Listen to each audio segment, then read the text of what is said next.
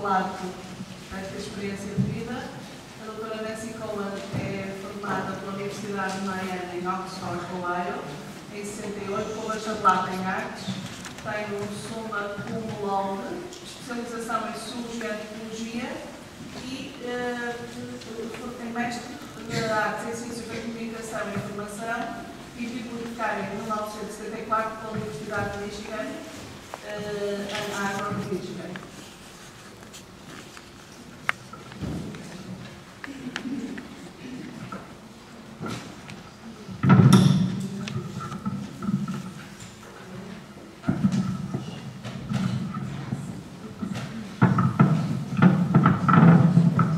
Bom dia a todos. Queria agradecer a presença e o grande esforço do Sr. Dr. Manuel José Lima, presidente da Comissão Administrativa Provisória. Ao mesmo tempo, não posso deixar de exprimir o nosso grande agradecimento e admiração pelo trabalho e dedicação da professora Dr. Amelia Mota. Hoje faz quase um ano que nós conhecemos na Povoa do Varzim, no programa de comemoração do Holocausto e do papel dos Estados Unidos na libertação da Europa na Segunda Guerra Mundial. E hoje estou aqui para falar destes mesmos temas. Agradeço esta oportunidade de estar convosco, os alunos que têm uma visão fresca e a possibilidade de aprender novas lições através da história.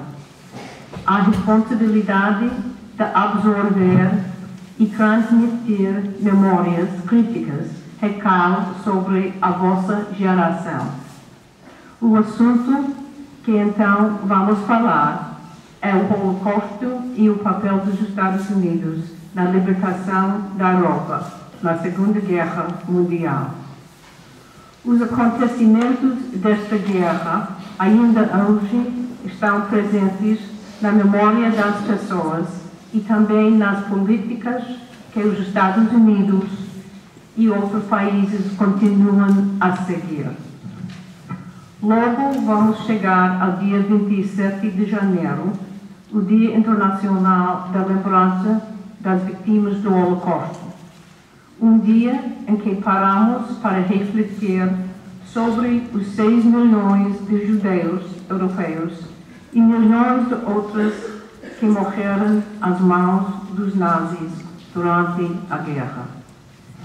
Recordar é importante, não só para aqueles que têm idade para terem vivido a guerra ou as suas consequências. Com projetos de ensino como este, estamos a aprender e, de facto, a afirmar com uma nova geração que é essencial sabermos o que aconteceu e recordá-lo para que não deixemos algo semelhante acontecer de novo. Tanto eu como o meu marido, o embaixador dos Estados Unidos em Portugal, somos judeus. O pai do meu marido, como ele já contou, nasceu em Frankfurt, na Alemanha, e vivia na Alemanha quando os nazis tomaram o poder. Quando tinha apenas 14 anos, um pouco mais jovem do que muitos de vocês, a escola dele foi encerrada pelos nazis. Em 1939, quando tinha apenas 18 anos, foi enviado para o campo de concentração de Buchenwald. Por sorte, foi numa altura em que os nazis não tinham ainda implementado a solução final, o que significava o programa para a exterminação da população de judeus na Europa. O pai do meu marido conseguiu sair passados alguns meses, mas durante o tempo que passou em Buchenwald, ele testemunhou muitos horrores, incluindo a execução de uma pessoa que tentou, sem êxito, fugir. O meu marido também tinha uma tia, a tia Helena, que falava no vídeo, que vivia na Holanda durante a altura da invasão dos nazis. Foi forçada a viver escondida. Se alguma vez ler sobre a Anne Frank ou viram um filme sobre ela, poderão perceber do que se trata. A tia Helena acabou por ser apanhada e enviada para o campo de concentração de Auschwitz. Vimos um pouco desta história agora no vídeo, que ela fez para o Museu do Holocausto em Washington, D.C.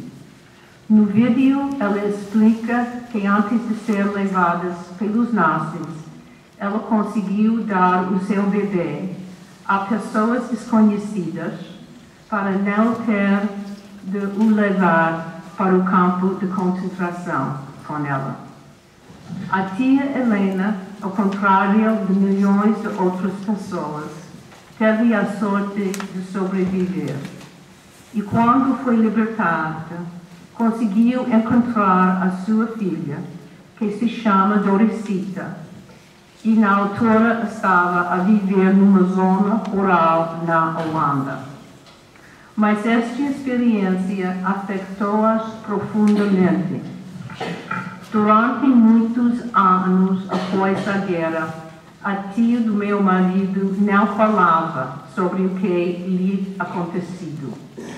Tal como muitos sobreviventes do Holocausto, ela precisou do tempo, de se sentir mais segura antes de poder abordar este assunto. De facto, quando o meu marido, na altura uma criança, fazia perguntas à tia Helena sobre os números tatuados no seu braço, os números que os nazis atribuíam aos seus prisioneiros, ela respondeu que era o seu número de telefone que ela mandou tatuar no braço para não se esquecer dela. Hoje tenho a certeza que olham à vossa volta e veem acontecimentos que se vos parecerem bastante assustadores, mas os desafios enfrentados pelos jovens da vossa idade na Europa dos anos 30 e 40 eram muito maiores. Imaginem serem obrigados a deixar a escola, a serem separados dos vossos colegas, a serem obrigados a usar um símbolo na vossa roupa que os identificava como diferentes, como seres humanos inferiores, à vista de todas as pessoas que passassem na rua.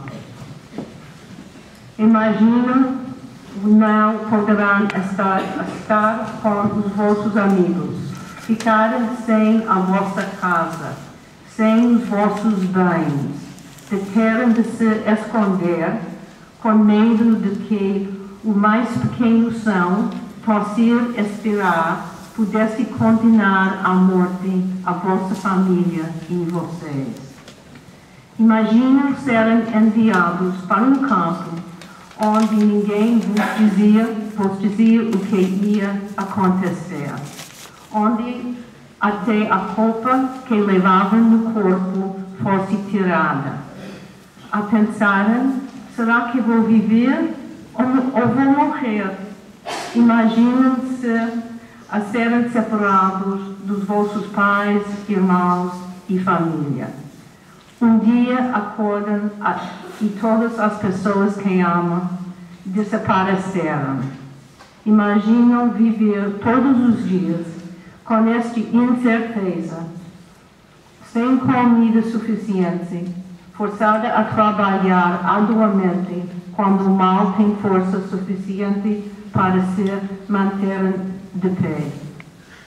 São coisas terríveis de imaginar e acontecer a qualquer pessoa, mas aconteceram a milhões de europeus durante a Segunda Guerra Mundial. É difícil falar sobre essas coisas, porque são tão más. Mas a verdade é que temos de falar sobre elas, pois não queremos que aconteça de novo na Europa ou em qualquer outro lugar.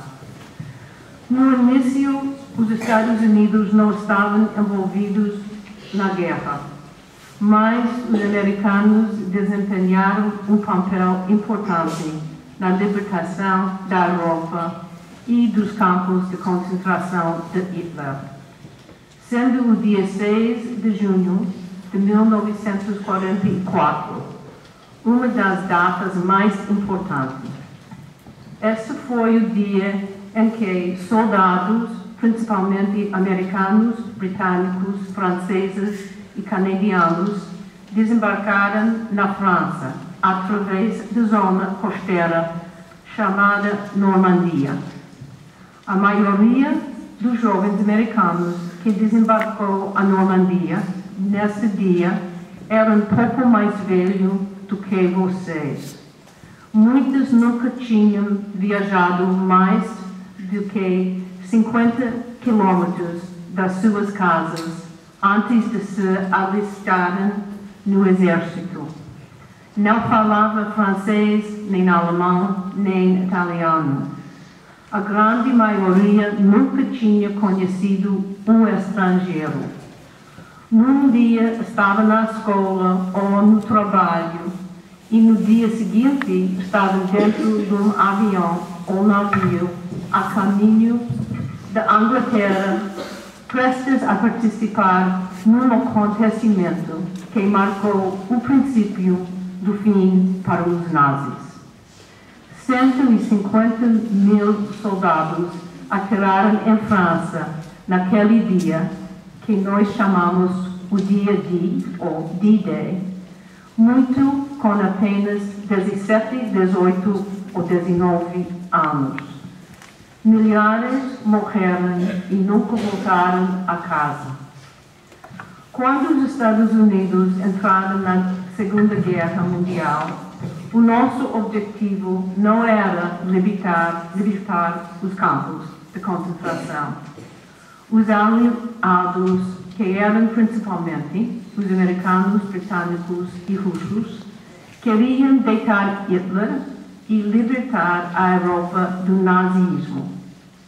Sabíamos que Hitler andava a dizer coisas odiosas sobre os judeus e outros. Sabíamos que ele os enviava para campos de concentração. Circulavam notícias vindas da Europa sobre o que estava a passar, mas as pessoas não acreditavam muito nessas notícias, ou não queriam acreditar, incapazes de compreender o inconcebível. Havia pessoas no nosso governo que não compreendiam a gravidade do que estava a acontecer. Apesar da perseguição a judeus na Alemanha, o nosso Departamento do Estado continuava a ter um sistema dentro do qual era muito difícil obter vistos para emigrar. A atitude do departamento era influenciada pelas grandes dificuldades socioeconômicas da depressão, que intensificaram os sentimentos latentes de antissemitismo, isolacionismo e xenofobia. O número de vistos ainda era mais limitado pela aplicação inflexível de uma lei de imigração restritiva que foi aprovada pelo Congresso americano em 1924. Começando em 1940, os Estados Unidos dificultaram ainda mais a imigração, ordenando aos cônsules americanos no estrangeiro que atrasassem as aprovações de vistos, alegando possíveis problemas de segurança nacional.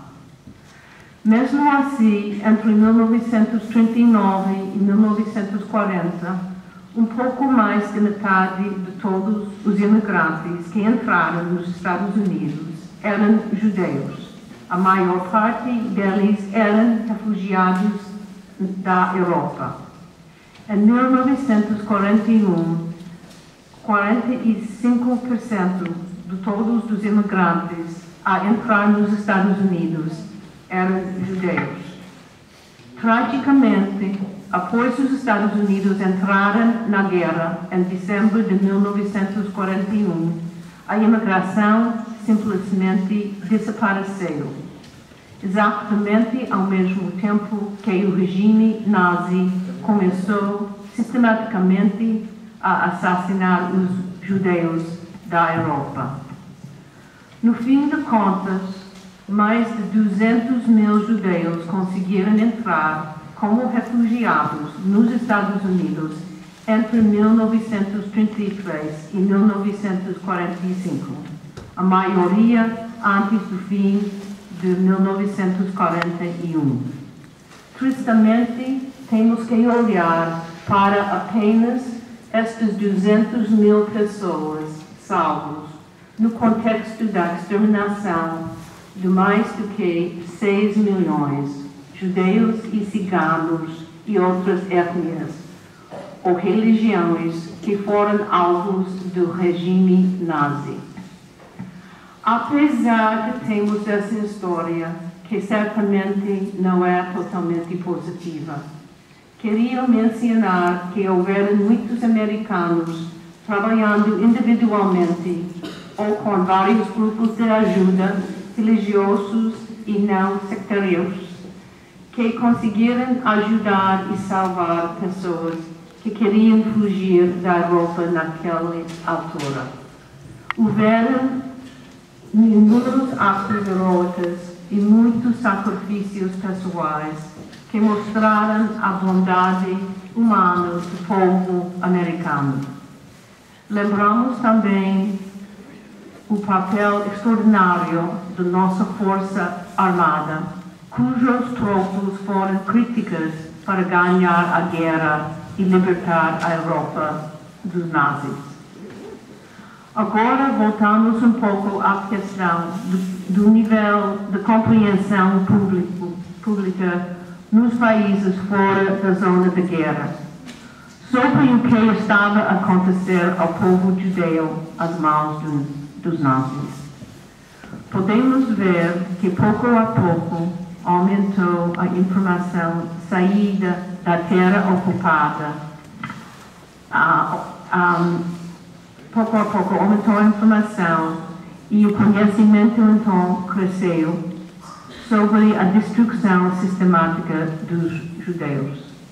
A revelação deste genocídio, conhecido como a solução final, chocou o mundo. Quando os campos de concentração foram libertados, as pessoas puderam ver com os próprios olhos o que os nazis tinham feito. As forças russas foram as primeiras a invadir um grande campo de concentração nazi situado na Polônia, em julho de 1944. Ao longo dos 10 meses seguintes, as forças americanas, britânicos e russos libertaram campos de concentração espalhados pela Europa em territórios antes controlados pelos nazis, em locais com nomes de que nunca tínhamos ouvido falar: Dachau, Treblinka, Flossenburg, Bergen-Belsen, entre muitos. Encontraram valas comuns e provas de outras atrocidades, coisas que hoje são conhecidas através das imagens chocantes que, entretanto, foram reveladas. A 27 de janeiro de 1945, vai fazer 67 anos que os russos libertaram Auschwitz, um campo de concentração na Polônia, onde o assassínio em massa tinha sido uma rotina diária desde 1941. Em Auschwitz, as crianças eram frequentemente assassinadas à chegada. As crianças que nasciam no campo de concentração eram realmente mortas à nascença. Os médicos do campo torturavam e infligiam sofrimento incrível nos adultos e crianças. As pessoas foram exterminadas com gases venenosos em câmaras de gás. Foram usados como cobaias de medicamentos, congelados até morte e expostos a inúmeras outras atrocidades. As 7.000 prisioneiros libertados de Auschwitz, tal como os prisioneiros de muitos outros campos, foi-lhes prestada assistência. Pela primeira vez, constatou-se as atrocidades dos nazis, que mais tarde seriam usados nos julgamentos. Tal como a tia do meu marido, muitos judeus e outros que sobreviveram aos campos estavam muito relutantes, pelo menos ao princípio, em falar sobre as suas experiências. Muitos sentiam-se culpados por terem sobrevivido, enquanto outros, incluindo membros da família e amigos, tinham morrido. Mais de 2 décadas após o fim da Segunda Guerra, iniciou-se um programa educativo, como parte do currículo em várias escolas, em muitos países, com a finalidade de dar a conhecer o que não podia nunca ser esquecido. E aqui hoje, com este projeto excepcional, estamos a fazer a mesma coisa. Muitas das políticas e instituições que vemos no mundo hoje são produto da Segunda Guerra Mundial. As Nações Unidas nasceram do seu rescaldo. O Conselho de Segurança das Nações Unidas, onde Portugal tem hoje um lugar, está empenhado em evitar guerras futuras, como também evitar atrocidades cometidas por governos contra os seus próprios povos e povos das outras nações. A NATO, do qual tanto os Estados Unidos e Portugal são membros fundadores, nasceu do desejo de ajudar a proteger a Europa de futuros atos de agressão. O projeto no qual participamos, Olhares para a Memória e Ensino da Shoah, tem entre os seus objetivos relembrar e tomar conhecimento, ou mais conhecimento, das coisas que aconteceram na Shoah.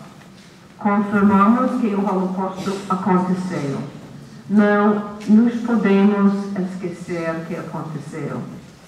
Não podemos deixar que aconteça novamente.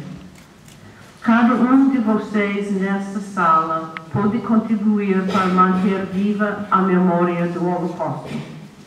Podem fazê-lo informando-se sobre os acontecimentos da Segunda Guerra e ajudando os outros a compreender esses acontecimentos.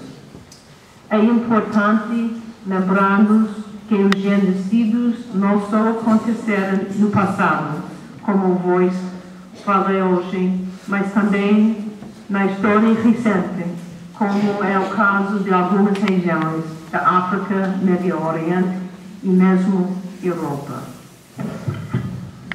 Ao recordar, ajudamos a garantir que algo de positivo resulta daquilo que o mundo reconhece hoje como um dos mais vergonhosos períodos da humanidade. Muito obrigado por me terem escutado com tanta paciência e por terem afirmado também a importância da memória e do ensino da Shoah.